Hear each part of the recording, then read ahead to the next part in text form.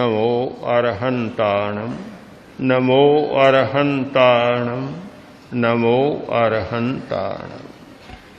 यह श्वास ध्यान, संवृत्ति श्वास ध्यान, लेस्या ध्यान, शरीर प्रेक्षा, चैतन्य केंद्र प्रेक्षा, ये सारा ध्यान चित्त को निर्मल बनाने का लिए ध्यान है।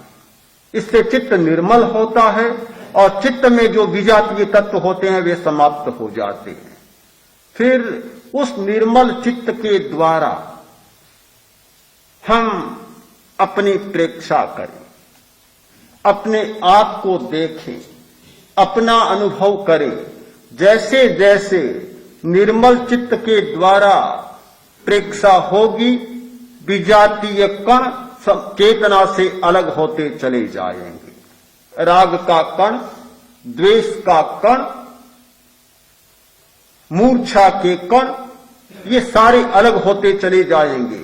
हमारी जागरूकता बढ़ती चली जाएगी। जागरूकता का मतलब है शुद्ध चैतन्य का अनुभव। तो शुद्ध चैतन्य का अनुभव जैसे जैसे बढ़ता चला जाएगा, उपादान शुद्ध होता चला जाएगा, जड़ समाप्त होती चली जाएगी।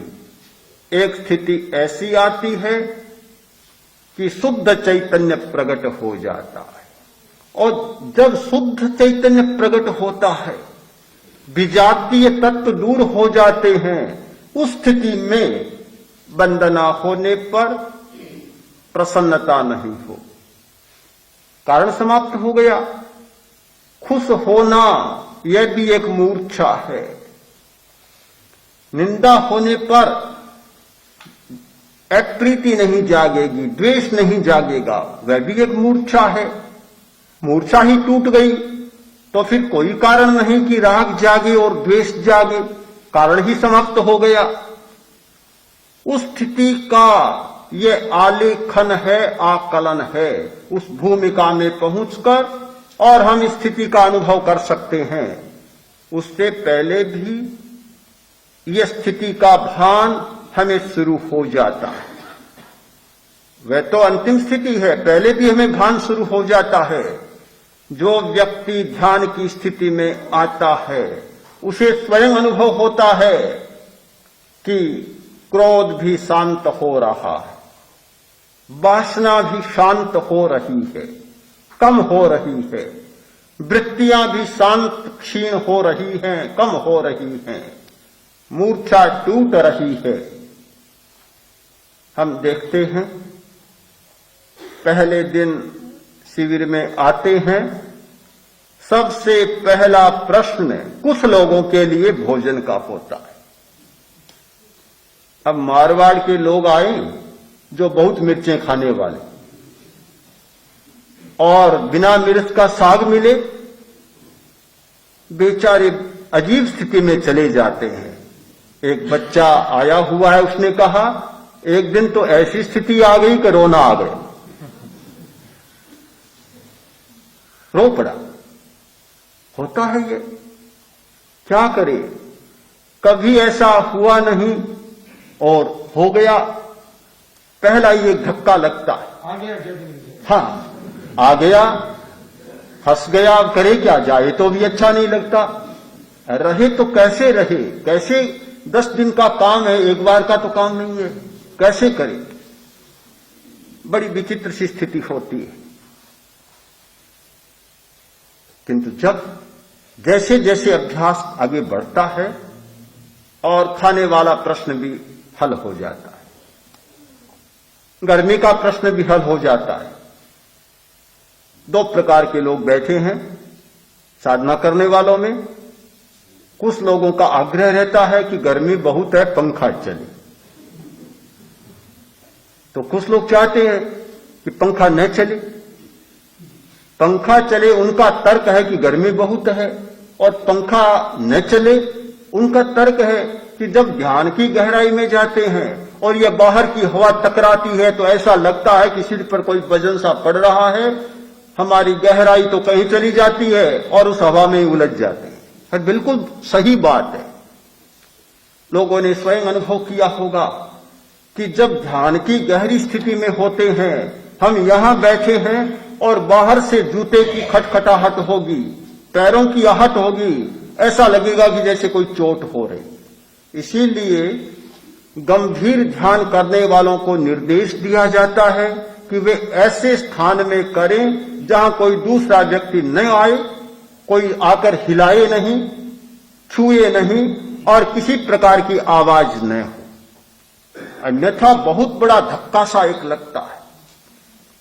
ये सारी परिस्थितियां सामने आती है, किंतु जैसे जैसे ध्यान प्रबल बनता है, परिस्थितियां अपने आप समाप्त होती चली जाती है। तो जब हम थोड़ी सी साधना के द्वारा बदलने का अनुभव करते हैं, तो उस भूमिका में जो पहुंच जाते हैं कि जहां विजातीय तत्व समाप्त हो जाते हैं, आपके मन में क्यों ये प्रश्न खड़ा होगा कि यह कोई अतिशयोक्ति है या अतिकल्पना है। कोई कारण मुझे दिखाई नहीं देता, यह भूमिका का भेद है। एक भूमिका पर खड़ा रहने वाला व्यक्ति एक प्रकार से सोचता है और दूसरी भूमिका पर पहुंच जाने वाला व्यक्ति दूसरे प्रकार से सोचता है। आचार्यवर बहुत बार कहा करते हैं कि साधु साध्वियां अपने ढंग से सोचते हैं और मैं अपने ढंग से सोचता हूं। वे तो सब चाहते हैं कि हमें सब अनुकूलताएं मिले, उनका अपना ठीक होता है, स्वभाव है। हर व्यक्ति चाहता है कि सारी परिस्थितियां अनुकूल रहें, सब सुविधाएं मिले, अनुकूलताएं मिले। और जिनको अनुकूलता मिलानी है, वे अनुकूलता प्रतिकूलता की दृष्टि से नहीं सोचते, वे संघ के विकास की दृष्टि से सोचते हैं। तो भूमिका का भेद होता है, यह भूमिका भेद रहता है। और इसलिए चिंतन भी हमेशा दो प्रकार के रहते हैं। सबका चिंतन एक प्रकार का नहीं होता। जो लोग ध्यान में पहली बार आए हैं, आने से पहले उनका चिंतन एक प्रकार का था और अब प्रज्ञा प्रदीप से बाहर जाएंगे 10 दिन के बाद, तो उनका दृष्टिकोण और चिंतन बिल्कुल दूसरे प्रकार का होगा, बिल्कुल दूसरे प्रकार का होगा, क्योंकि उन्होंने इस भूमिका का कभी अनुभव ही नहीं किया था। यदि किसी व्यक्ति से कहा जाए कि ध्यान करने वाला जब ध्यान की गहराई में जाता है, उसको बड़ा आनंद आता है, बड़ी तृप्ति मिलती है और ऐसा सुख मिलता है कि जैसा और कहीं मिलता नहीं। दूसरे लोग सोचेंगे कि गप्पे हाँक रहा है, भला सुख कहां मिला? सुख तो खाने को अच्छा मिले, बर्फ मिले, गर्मी के दिनों में बर्फ मिला, पानी मिले, कूलर चले, वातानुकूलित भवन हो, सारी सुविधाएं हो, तब तो सुख का अनुभव होता है।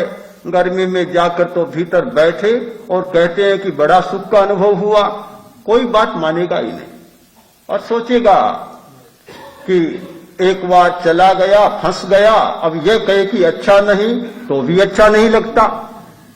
वह तो दूसरों को फंसाएगा। जो मछली जाल में फंस गई तो फिर दूसरों को भी टानना चाहती है। एक बार फंस गया तो दूसरों को फंसाने का ही प्रयत्न करेगा।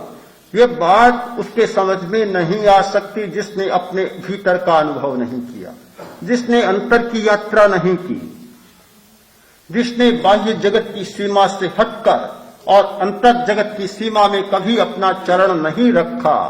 वह व्यक्ति इस सारी सच्चाई को समझेगा भी नहीं और स्वीकार भी नहीं करेगा।